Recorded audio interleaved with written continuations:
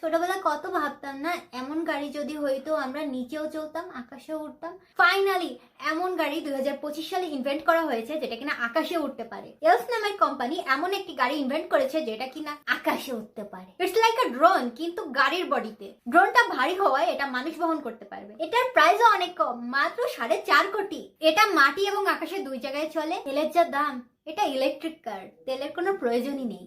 এই গাড়ি বানানোর জন্য একটাই প্রবলেম ছিল, এটার অনেক জায়গার প্রয়োজন, অনেক স্পেস প্রয়োজন রানওয়ে বানানোর জন্য, যাতে কিনা এটা টিক আপ করতে পারে। এরা এমন একটা টেকনোলজি আবিষ্কার করেছে যেটাতে কিনা ভার্টিক্যাল ওয়েতে উপরে উঠতে পারে।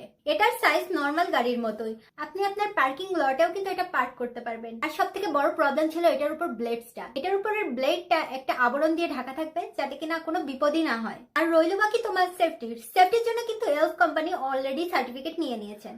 তুমি এখনো ভিডিও দেখতেছো, তুমি একটা বাইকই কিনতে পারতেছো না, তুমি আবার উড়া গাড়ি কিনবা।